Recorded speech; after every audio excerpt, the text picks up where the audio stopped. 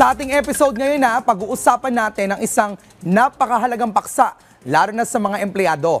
At ito ay ang wrongful termination o ang hindi makatarungang pagtatanggal sa trabaho. At kaugnay niyan, nakatanggap tayo ng isang liham mula sa isang empleyadong nakararanas ng maling pag-terminate. Panoorin natin ito. Magandang umaga po, attorney. Ako po si Gemma, 31 years old at mahigit 2 taon na po akong nagtatrabaho sa kumpanya namin. Nais ko lamang po na humingi ng payo. 5 buwan na po kasi akong buntis at dahil po sa aking kalagayan, napapadalas na rin ang aking mga pag-absent dahil na rin sa mga check-up at iba pang dahilan na may kaugnayan sa aking pagbubuntis.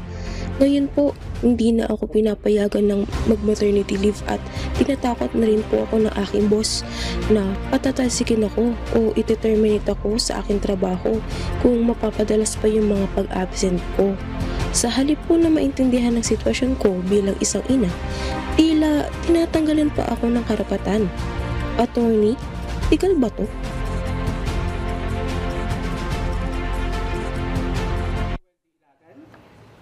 At dito po ako para talakayin ang mga isyong kinaharap ng ating mga manggagawang Pilipino at alamin kung ito ay legal ba.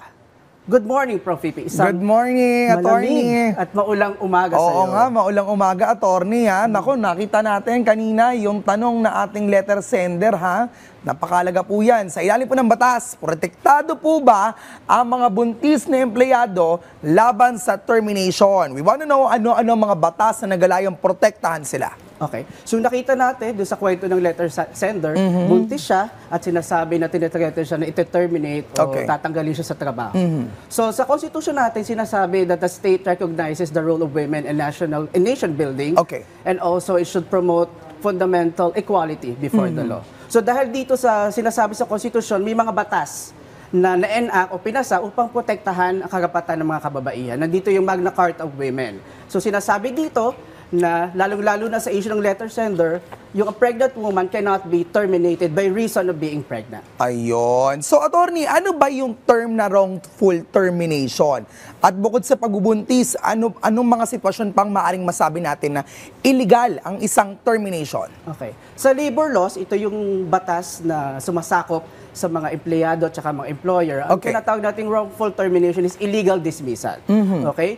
Tatanggalin ka sa trabaho illegally dahil may dalawang sinasabi tayo. We have substantive due process and we have procedural due process. Sa substantive due process, ang ibig sabihin lang nito, yung basihan o basis sa pagtanggal sa'yo ay hindi tama o hindi naayon sa batas. Ayun. May mga pinupuntang klaseng mga mga government agencies, yung mga taong nakaranas ng wrongful termination, attorney. Okay, how do they process that? So, if you were illegally dismissed, you can file a case before the NLRC. NLRC under the Department of Labor and Employment. Tama.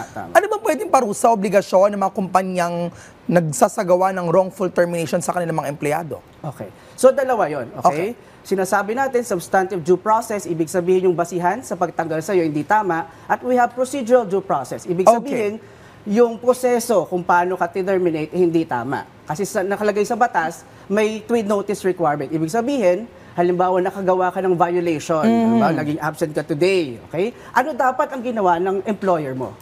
Dapat ang unang requirement is you'll be given a notice, unang notice. Sa notice na yon, binibigyan ka ng memo, notice to explain. Basically, sinasabihin, umabsent ka today, explain mo kung bakit ka umabsent at explain mo din na dahil ba sa nangyari ito, kailangan bigyan ka namin ng penalty or impose ka man ng sanction. That's one. That's the first one.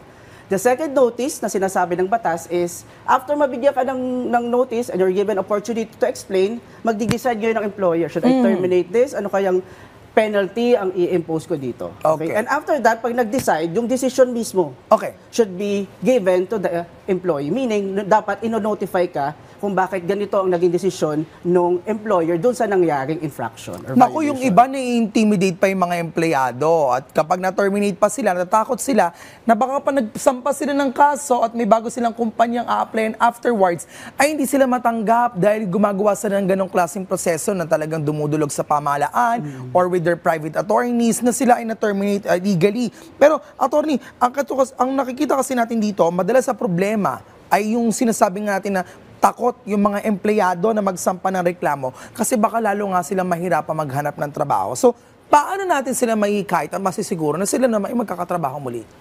Magkakatrabaho muli sila, lalo makikita naman ng employer yung basis. Okay? Yung basis kung bakit ka nag-file ng illegal dismissal case or kung ano mang kaso na final mo against the employer. So yung mga empleyado na nakakaranas ng diskriminasyon o kaya na-dismiss illegally, huwag kayong matakot. Okay? Kasi meron tayong batas to protect you. Okay? So ikaw bilang empleyado, dapat alamin mo yung batas to protect you, but also for me, dapat alamin mo din yung obligasyon mo bilang empleyado. Kasi kung alam mo yung obligasyon mo, at alam mo din yung rights na meron ka, malalaman mo ngayon kung na-violate. Diba? Ano ang pwedeng kaharapin ng mga kumpanyang laging nag-wrongful termination? Okay.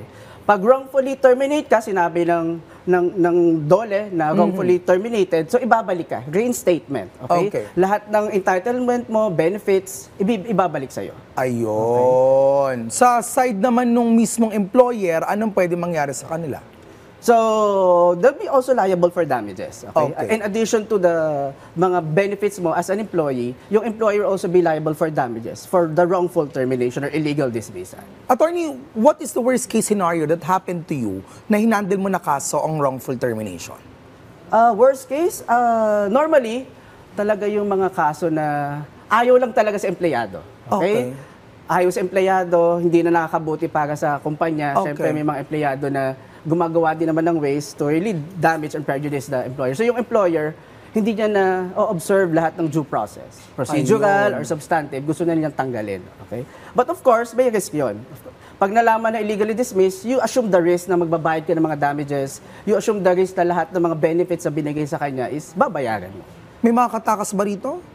Sa kanto klaseng mga kaso, mga... Wala. Kasi syempre, pagka may mga monetary award, yung DOLE, hahabulin yung employer. Ayun. Attorney, panghuli na lamang po, anong mensahe para sa mga gustong ipabot sa ating mga kababayan, lalo na sa mga manggagawang maaaring makaranas ng wrongful termination? Okay. So mga manggagawa, empleyado na makaranas ng wrongful termination, huwag kayong matakot sapagkat sa batas natin, kayo ay protektado. Ayun. On that note, maraming salamat po, Attorney Roel Ilagan, sa inyong napakalinaw at mahalagang paliwanag tungkol sa wrongful termination sa trabaho. At para sa ating mga ka-RSP, sa bawat issue ng trabaho ay mahalagang alam natin ang ating mga karapatan at ang mga legal na akbang na maaari nating gawin para protektahan ang ating sarili. Dahil sa dulo ng lahat, ang tanong, dapat ay legal ba?